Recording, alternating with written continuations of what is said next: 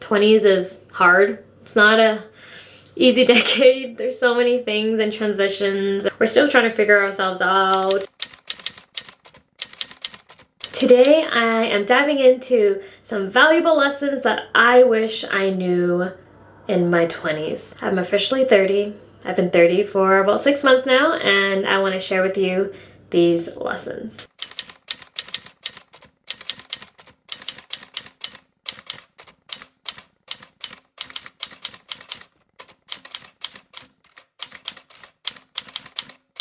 It is never too late. Even if you're in your 40s, in your 50s, into your 60s, it is never too late to try something else, to try something new. I encourage you, if you have an inch in you to try something, just go for it. If you're in your 20s, if you're in your 30s still, you're still young. I like to think of age as how long have I been an actual adult for? And I feel like it wasn't until maybe 23 to 25 was when I started to actually make my own decisions. And if that's the case, I've really only been an adult for like 7 years. That's not a long time. We have so many more years to go. That's why it is never too late. Stop giving so much advice and just listen. Especially in relationships and in friendships. A lot of the times, people just want to be heard, be themselves, and be comfortable sharing whatever information without you trying to solve the problem. If you want to guide them towards a certain advice, instead of giving the advice, I encourage you to ask the question and maybe they can come to terms with the advice on their own. For example, you could ask them, okay, if I was going through the same experience, I'm curious to hear what kind of advice would you give me? And it flips the whole thing around for them to reflect and think about what they would actually do in their situation. Because sometimes when we're in our problems in that cloud, it's really hard for us to see a solution. But as a friend or whoever you give that perspective, then they can decide on their own what they want to do next. Learn your triggers and also learn what brings you joy. I think a lot of 20s is figuring this out, right? Figuring out what triggers you and trying to set boundaries around that and being more vocal and assertive in the way you communicate so that people can respect your boundaries and also so that you can respect yourself. The second part is joy. Life is too short to not do things that we enjoy. I encourage you to write a list of all the things that bring you joy. It could just be simple. It could be like cuddling with my cat, or brings me joy when I have breath of fresh air in the morning. What's the point of working so hard if you're not able to enjoy your time? Stop being a people pleaser. Stop. I know. If you have any inch or feeling inside of you that you don't really want to, you don't really want to go to that event, you're really not going to enjoy that, you don't really want to do this, just don't do it. It's better for everyone in the long run, because if you do something that you don't want to do and thinking that it's going to help them, it's not going to help them, because you're going to build a little bit of a resentment towards this person. So do things that you want to do. Invest earlier. I know you probably hear this in your 20s, but it's hard to really understand what it means.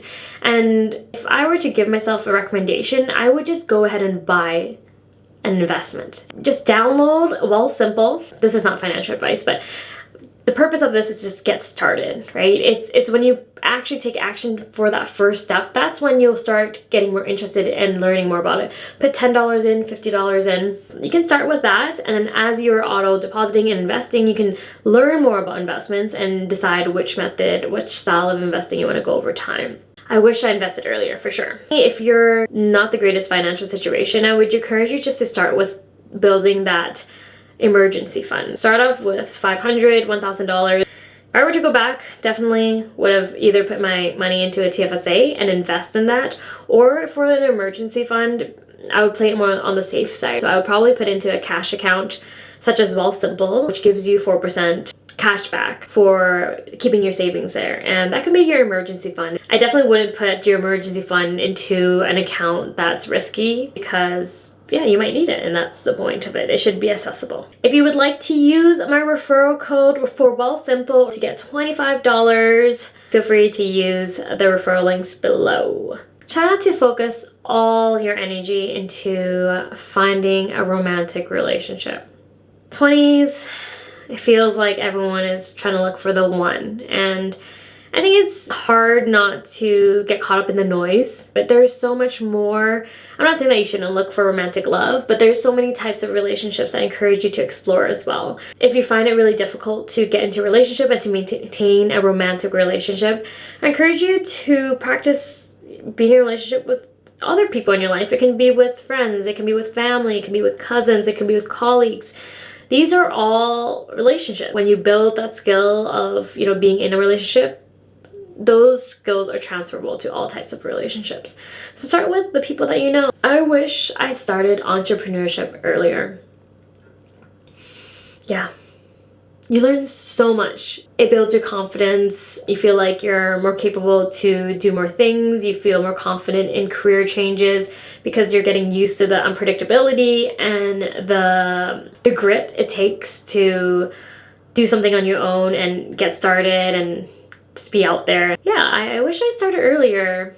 I went to school for way too long and I realized I'm not really a school person. It took me, oh my gosh, like 7-8 years. I mean, if I were to go back, maybe I wouldn't have went to school for that long. Maybe spent more time getting more work experience. It's okay not to know what you're doing because we all don't really know what the heck we're doing.